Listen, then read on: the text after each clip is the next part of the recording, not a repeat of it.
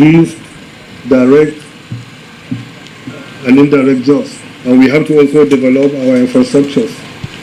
We have to bring the foreign exchange. We have to develop talent that we can dominate the global talent of sport. That's the short division of sport, in addition to what sport can do for us, which is the unifier of this country. It breaks all our fault lines, it makes us one people, and everything that we have to do in this country, that is sport. So today I'm very happy to stand here because what Mr. Project is doing, my elder brother, is clearly aligned to this vision of Mr. President. And I can tell you a story, Mr. Honorable Minister. When we started this restructuring of sports in this country under the President, we were engaging all the state governors, the subnationals, the local government to see how they can participate in bringing their infrastructure and also developing the sports ecosystem that we need to do. Everybody was asking me, you haven't spoken to the FCT minister, he's not doing anything about sports. And what I told them is that just calm down. It's a matter of time. He knows what he's doing, and sports will be in the front burner at the appropriate time. And today I'm very, very vindicated by what we are launching here today. What we are doing here is clearly what we want to happen everywhere in the country, because sports is about security also. If you engage the youth, you provide them a platform to engage their energy and to see a pathway where if they participate and get the best kind of training and what have you, they can live their dreams and they can be the best that they could do. It is for this reason even Mr. President appointed a senior special assistant just on grassroots sports development, because that's the foundation of sport. But you cannot achieve that without having the right infrastructure. You must have, if you go to all the countries in Africa, I don't want to go to Europe, that we are happy to go, they have the best security, is because they invest massively in community sports infrastructure. Go to Egypt, go to Morocco, go to Algeria, that's what you see. Every under the bridge, every location they have, they put a small infrastructure for kids to play sports, not just to entertain themselves, but that is where you are deepening your security, because you divert the attention of the youth to what is right, and also you will use that to be able to find what is going on in the society, so that you can provide the right security for them. This is what we are trying to do here. As the National Sports Commission this year, we have plans to develop this kind of centers across the country. About 40 of them are in our budget, and I have even one in Abuja as well, Honorable Minister, that we're supposed to do at the Apple resettlement. We already have it in our budget, and we support to get that done at this level to complement what you are doing. So congratulations, Your Excellency. We are here to support. As the National Sports Commission, we are ready to make available all our expertise and what we know about sports to make sure that these projects are the best projects that should be done. We want to coordinate and work with the Sport Development, Social Development Agency of the FCT, and also the contractor to advise on the best infrastructure that can be put here, that can meet the minimum international standards, that can host at least some international competitions. It's not just about building it. There are minimum issues that need to be put to make any sports center or any sport infrastructure to meet the requirements that is needed. I understand, Honorable Minister, that we are also going to do Area 10. Congratulations for that. I'm quite happy about that. We are going to do Area 3, and there are many of these that are coming. This should be our proof of concept here, that we can also adopt. I know Mr. President will deliver it the right way in time, so we will use it to now convince other subnationals this is what we need across the country. This is what has been done in the FCT as usual to do that. The FCT administration processed and awarded the contract for the construction of the multi-events sports center at Cafe District. Other centers are in Garki. Essentially, the sports centers are to provide improved access to sporting facilities within some populated districts of the Federal Capital City to support and sustain the growing interest of the teeming residents in keeping fit and healthy.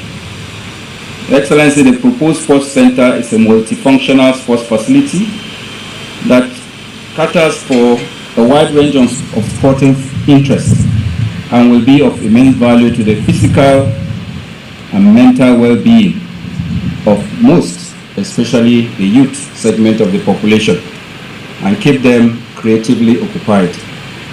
Your Excellency, the project is located at plot 124, Cadastral Zone CO5 of Cafe District. That's where we are now. The project sits on a 5.7 hectare plot, and the contract was awarded to Messrs. Tegwa Nigeria Limited. Your Excellency, the scope of works for this project includes the provision of a standard-sized football pitch with a grandstand, 2 medium-sized football pitches, 9 mini football pitches, 4 lawn tennis courts, basketball courts, squash building, indoor sports hall, changing rooms, male and female toilets, food court, accommodation, gatehouse, powerhouse, as well as external works. Your Excellency, during this construction, the project will provide opportunity for job creation, both directly and indirectly. When completed, the project will provide facilities for maintaining physical, mental, and emotional well-being for the teeming population of the residents of the city. The contractor is just mobilizing and has started preliminary works. The project is expected to be completed within 12 months. On behalf of the entire people of FCT and the FCT community, over the demise of our own House Head of Service, Mrs. Grace Adailu, may her soul rest in perfect peace. Your Excellency, sir, today, as always, is a day of vision, excellence, and also inspiration. On behalf of the people of FCTA, I'm honored to extend our deepest gratitude to the people who have gathered here to witness yet another historic event. First and foremost, we thank Almighty Allah for granting us the grace to witness yet another achievement of this administration under His Excellency Barrister Ezemoya Suwiki. On behalf of the people of FCTA, the entire good people of FCT, I want to extend our deepest appreciation to the father of the nation, His Excellency President Bola Ahmed Tinubu, DCFR, for his fatherly support, for the commitment to infrastructural development, for youth empowerment, and also promoting healthy lifestyle through sports. We also extend our sincere gratitude to His Excellency Barrister Ezemoya Suwiki, our leader, for his visionary leadership and also steadfastness. We thank you, Your Excellency, sir. For our contractors, the engineers, our development partners, we appreciate you. Your expertise is not just creating a structure, but creating possibilities. Today, we are shaping a legacy that would outlast all of us. And we pray, if this project is being completed, it will shine as a symbol of opportunity, unity, and excellence for our unborn generation to come. For all our distinguished guests, the media people, our well-wishers, we appreciate you all for all you've been doing to us, for the belief you have in us, for the support, patience, and words of encouragement. As I used to say it, these are the heartbeat of our success. FCT Minister Nyesom Wike reveals that his administration will fast-track grassroots sports development by constructing more sports centers in the area councils. Today, sports is one of those things that's kept many countries going. Brazil exports so many of the players to the world, and they make a lot of money from it. And you cannot do that if you have no facilities that will encourage and bring about the talents of our youth. In fact, I was surprised that when we came here, we didn't have such facilities of government. The president, as one of the president's 8-point agenda, is to empower the youth, is to make sure that the youth are active, generate employment, generate revenue making for themselves. If you look at the concept, it's very holistic. That's why we call it multi-sports events. It has everything you can talk about any kind of sports. And so we encourage our youth to take advantage of this. Although government will not run it, we will go into partnership with private individuals to see how we can run and maintain it. Because the moment it goes into the hand of government, obviously give it 2 weeks, you will see that it will be deteriorating, and we don't want that. You want to be a basketballer, you want to be volleyball, football, lawn tennis, squash, table tennis, whatever you think, we are going to make it available here and to the international standard. This is not the only one we are going to construct. I'm sure the other one has been awarded to the same company. And we're going to make sure at least next year we'll go to other area councils to make sure we encourage our youths in those area councils. I said that this job is for 1 year. Let me appeal to the contractor. That 1 year is as a result of thinking whether funds will be available. If you agree with us that you can deliver this by second week of June next year, so Mr. President will use it as part of the 3rd year anniversary. If you make that commitment for us, I can assure you that we'll make sure the money is available for you to finish this first step. I don't want to push you for the other one immediately because I know you will tell me that everything will be done. No. Concentrate on this one first and let me see how it will look like. If you don't do it well, that's the end of your contract for you. And on a sad note, it was a moment of grief and tears that enveloped the family home of the late FCT head of service, Grace Adailo. FCT Minister Nyesom Wike was at the home of the deceased to commiserate with them over the sad incident that befell the Adailo's family. The minister says the soul of the late FCT head of service, Grace Adailo, has departed, but her good works on earth will continue to linger in the minds of many. Full of emotions, the minister told the family to take solace in the Lord, assuring them of his support. You heard that they are coming, sir, they are come to welcome you and to appreciate all what good things that you are doing in Abuja. We pray to Almighty Allah to guide and protect you. And by the grace of God, God shall be your starting point. You are not going to end as the minister. God will give you what is above that. As a matter of fact, we make our daughter to be something in the city and have done it a lot for us. It's only God that will reward her. May God bring her back. Actually, it's a great loss, not to you alone, to the people of FCT and the spiritual division as well. All what you need, we pray for you. So I sign all of my petition that to pray for you. We will prayer. In Jesus' name. Like her name, she's a true mother, Mama Africa. Even that name to me is limiting who she was to a lot of people. And you can witness what is happening here today. She's a true grassroots woman that I've known to be a mobilizer and somebody that have this strong faith in God and believe in the people. If Mama Africa have a cup of rice, rest assured that almost that quantity will go to the less privileged. And you can hear how so many women are trooping here crying. We are hoping and praying that this that has happened, God will just comfort all of us, because I don't even know what to say. This is a woman that had plans of meeting this morning, but we're planning, but God has the ultimate plan that regards each and every one of us. So I'm praying for the repose of her soul, and may God comfort everybody, each and every one of us. Only God can comfort us and carry us on this journey. It's a great loss, not only to her family, to the FCTA administration and the entire people of FCT. So I have nothing to say more than to pray that God grants her eternal rest. And I'm particularly happy because she preached in church, so she's with her maker.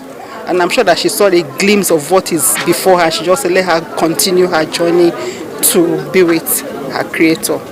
Today is really a very sad day to all of us in FCTA and the FCT at large. Madam Africa, Mrs. Grace Adailu. I'm even short of words to describe who the person she was. She's a humble woman. She loves everybody with respect. What's the only thing I can say is just to pray that may her soul rest in perfect peace. But this is really very touching. Something that just came sudden, unexpected. But God decides what should happen and that what will happen. So we pray she will rest well where she has gone to. But we have really lost a great woman. On behalf of myself, my family, my friends, and the entire staff of the Fire Capital Territorial Administration, with pain,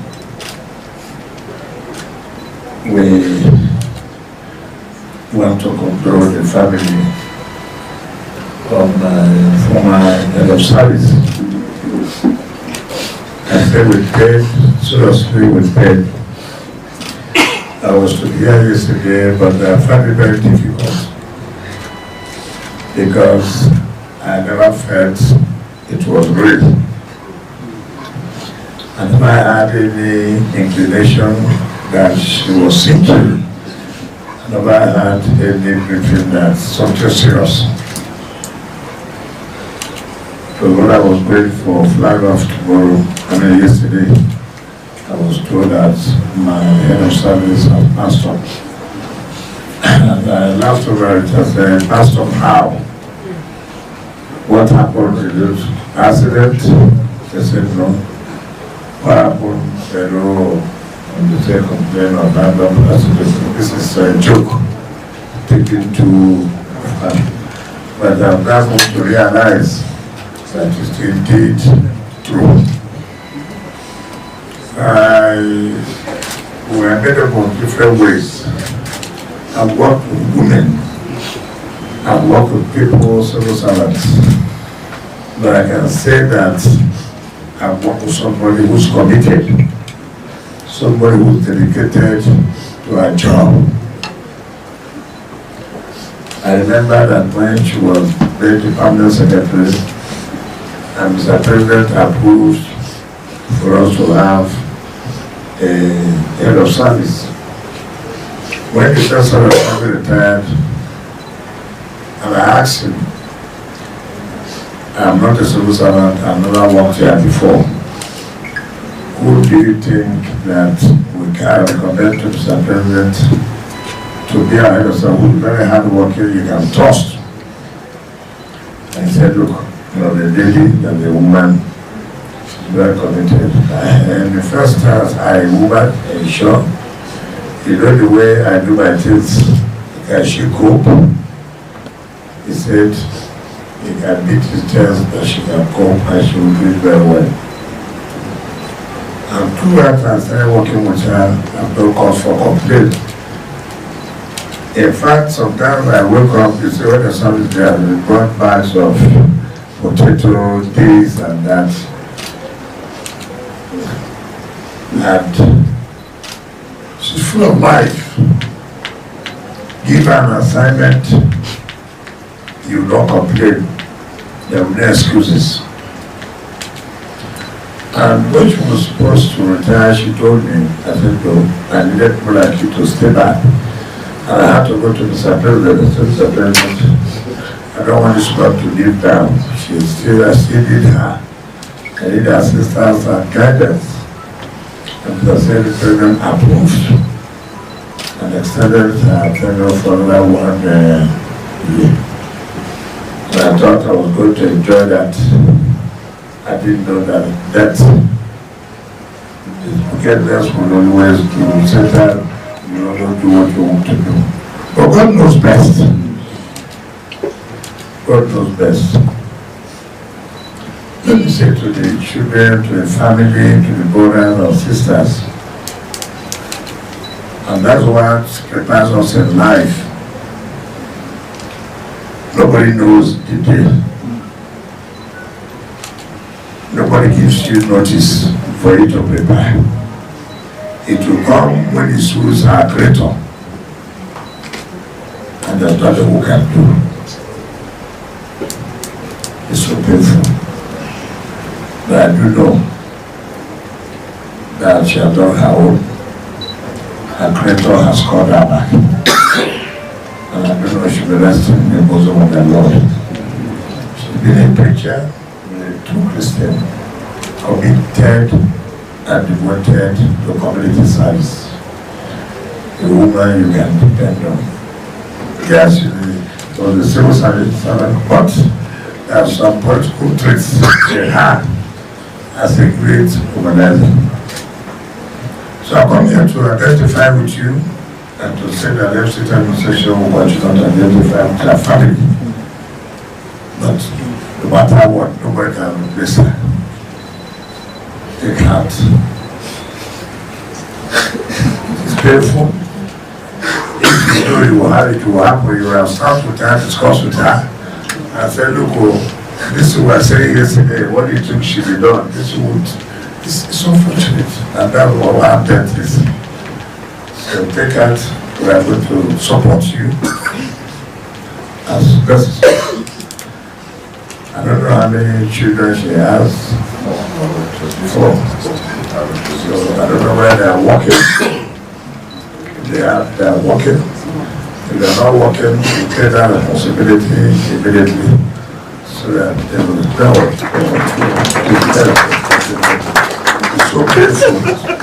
Yeah, I'm not trying, so don't worry.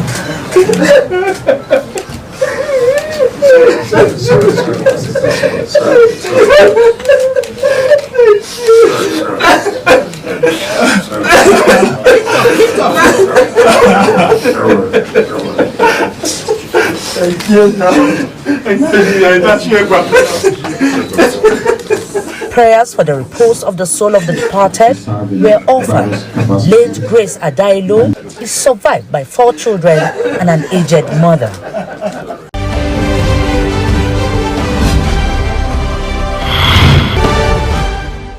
This is where we call it a day on the program this week. Keep a date with us next week, same time, same station. Be vigilant and report suspicious activities around you. Goodbye.